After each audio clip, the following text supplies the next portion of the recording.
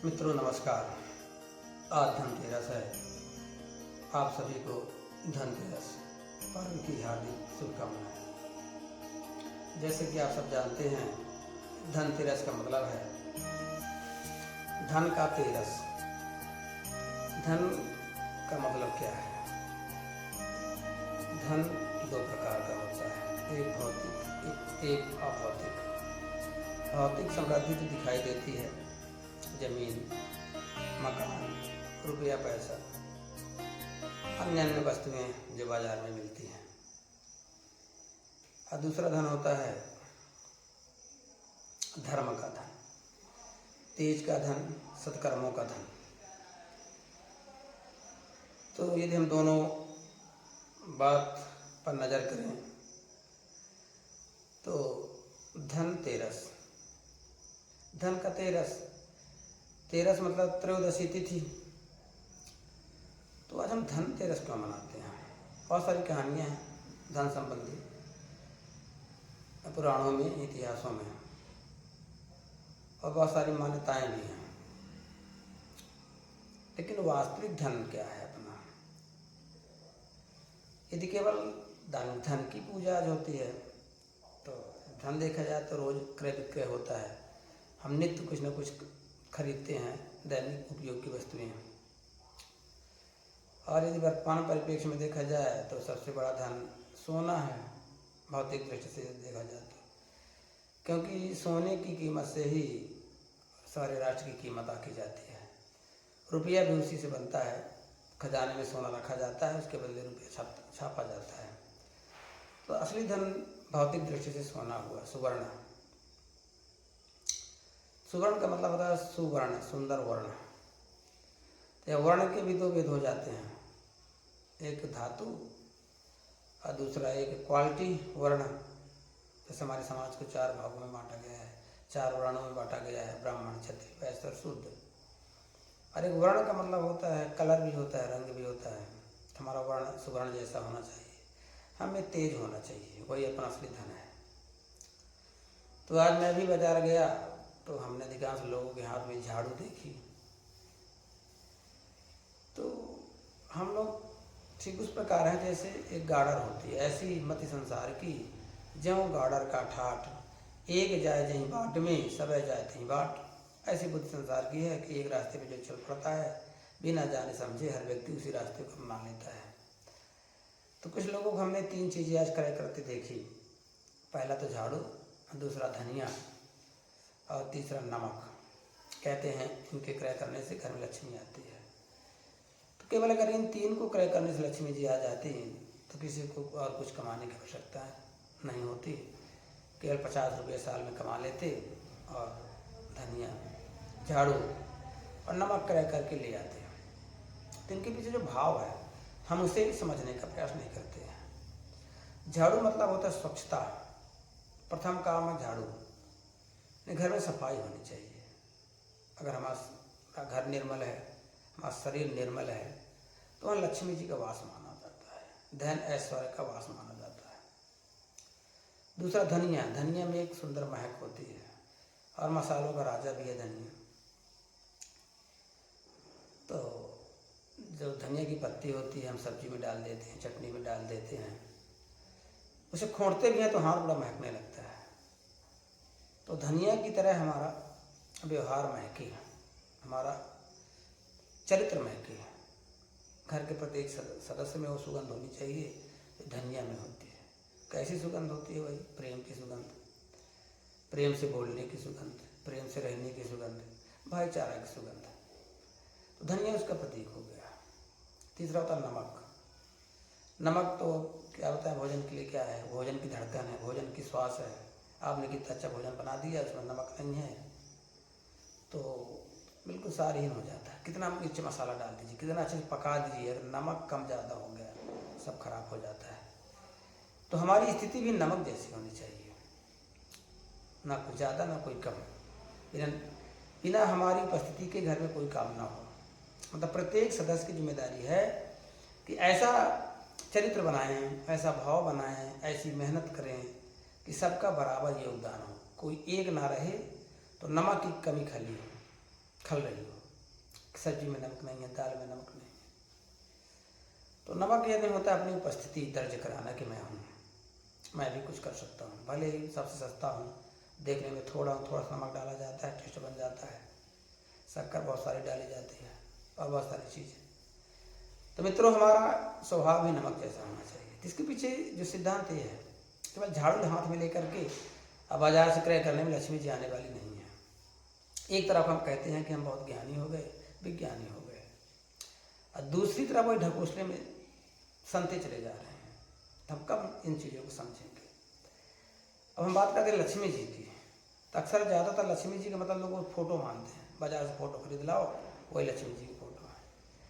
लक्ष्मी धन की देवी है, मतलब जितना भी धन आपको दिखता है, बाह्य धन, सब लक्ष्मी जी के स्वरूप है। तो आपके घर के जितने भी मतलब वस्तुएं हैं, सामग्रियां हैं, चाहे कुर्सी हो, टेबल हो, आपका सोफा हो, पंखा हो, बर्तन है, वस्त्र है, ये सब स्वच्छ होने चाहिए, सुंदर होने चाहिए, टूटा फूटा ना हो, कटा फटा ना हो, नुकसान करने वाला ना हो। तो इन सब का रख रखाव सही करना सच्ची लक्ष्मी जी की पूजा है। वास्तव में धन की पूजा वही है। कोई भी सामान इधर बिखरा पड़ा ना हो, बर्तन समय पर माज धोकर रखे हों, तो असली पूजा ही होती है लक्ष्मी जी की। तो मित्रों, हम अपने कार्य व्यवहार का कभी कभी चिंतन मंथन भी करना चाहिए। हम दुनिया की भीड़ को देख करके, दुनिया की माया को देख करके और बस एक तरफ चल पड़ते हैं, लेकिन उसके बारे में भी सोचते नहीं कि ऐसा हम करते क्यों हैं, क्यों करना चाहिए। यदि आप घर में झाड़ू पहले से ही है तो नया झाड़ू लाने की कोई आवश्यकता नहीं। ऐसा बिल्कुल मत सोचिए केवल झाड़ू लाने से लक्ष्मी जी आपके घर में आ जाएंगे, बिल्कुल नहीं आएंगे। क्योंकि मैंने खुद प्रैक्टिकल किया है। मैं प्राइवेट शिक्षक हूँ, ज़्यादा पैसा नहीं कमाता, मेरे पास ज़्यादा धन नहीं है, लेकिन तब भी मैं दुखी नहीं रहता हूँ, भगवान सब चलाते रहते हैं। 2 साल पहले मैं एक कॉलेज में पढ़ाता था, तो एक मैडम ने कहा था, शर्मा जी इस बार आप झाड़ू, धनिया और नमक ले जाइए, तो आपके यहाँ बहुत सारा पैसा आना शुरू हो जाएगा। हमने किया, लेकिन पैसे कोई बरकत हमको समझ में आई नहीं। फिर हमने सोचा कि इसका सेंस क्या हो सकता है। तो हमें जो उत्तर मिला, उसका मतलब झाड़ू मतलब क्या, धनिया मतलब क्या, नमक मतलब क्या, तो वही हमने आपसे शेयर किया, आपको बताया। जरूरी नहीं कि मेरी बात सच है, आपको अच्छी लगे तो मानिए, ना लगे तो अपने धुन में मस्त रहिए, हमें कोई परेशानी नहीं है। ऐसा मुझे लगा कि आपसे बात करनी चाहिए, तो मैंने बात की। इसके बाद दीपावली भी आ रही है। दीपावली प्रकाश का पर्व है, उजाले का पर्व है। राम जी लौट कर आए थे 14 साल बाद, तो उस समय लाइट वगैरह नहीं थी, बिजली, तो अयोध्या वासियों ने दीपक से प्रकाश का उजाला किया था। तो आज तो उजाला वैसे भी घर घर में है, तो हम तो कहते हैं ज़्यादा दीपक रखने की आवश्यकता नहीं है।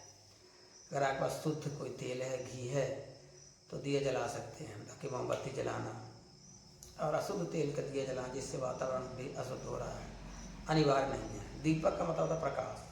यदि प्रकाश आपका लाइट का ही है तो और दीपक की आवश्यकता भी नहीं है।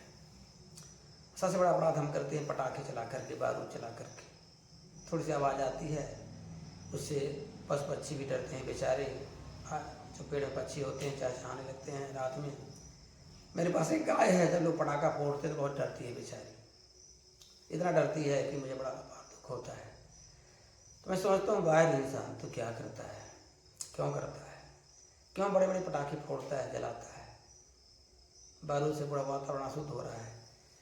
तो हम भगवान को मानते, इसका मतलब नहीं कि हम वातावरण को शुद्ध करें।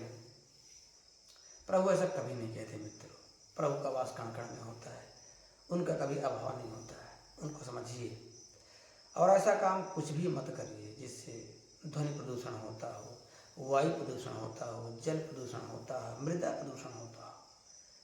अगर ये सब अशुद्ध हो जाएंगे तो हमारा जीवन तो नरक हो जाएगा मित्रों। आप दिल्ली का सुनते ही हैं, दीपावली के बाद उसकी हवा में जहर हो जाता है, बड़ी समस्या का सामना करना पड़ता है, लोग मास्क लगा के निकलते हैं।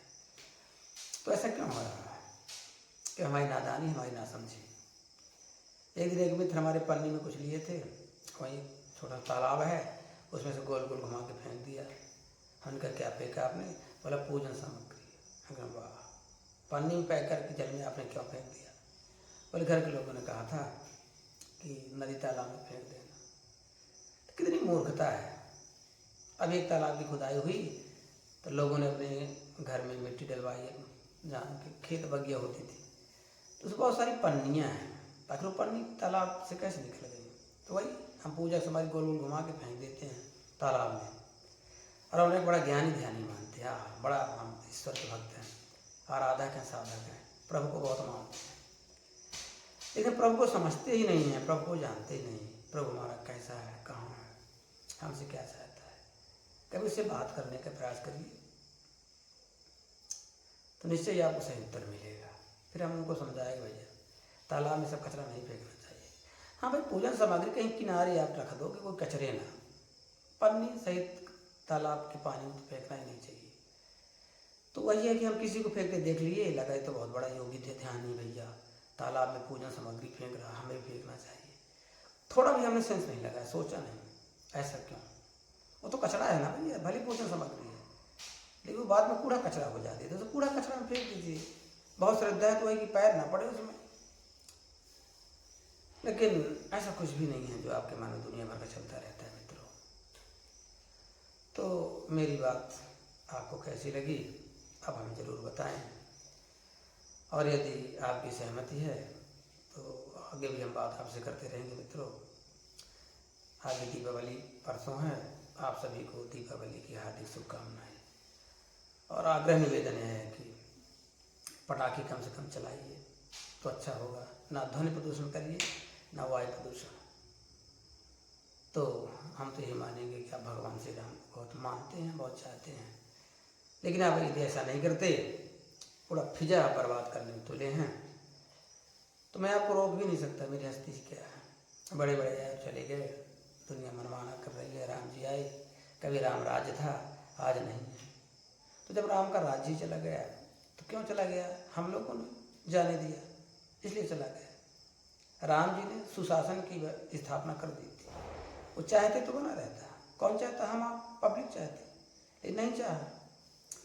और पाखंड दिखाते हैं कि हम राम जी से प्यार करते हैं, राम जी के दीपक जलाते हैं, पटाखा चलाते हैं। ये सब आपकी कोरी मूर्खता है और कुछ भी नहीं है। यदि राम से प्रेम करते हैं तो राम की मानिए मित्रों। ईश्वर को मानना अच्छी बात है, ईश्वर को जानना और अच्छी बात है, लेकिन ईश्वर की मानना सबसे अच्छी बात है। ईश्वर हमसे चाहता क्या है? तो अंदर तेरे अंतर्यामी रोज तुझे समझाता है, भला बुरा क्या करना तुझको सच्ची राह दिखाता है। मन की कहीं पे चलने वाले अंत समय पछताएगा। अंत समय का मतलब समझ गए होगे, जब अपने ही बनाए माया जाल में फंस करके तू मारा जाएगा, तब पछताएगा कि तूने क्या किया। अभी मौका है, समझ लो। हे मित्रों, हे दोस्तों, हे साथियों, फिर जैसे आपकी मर्जी, आप स्वतंत्र हैं। जय श्री राम।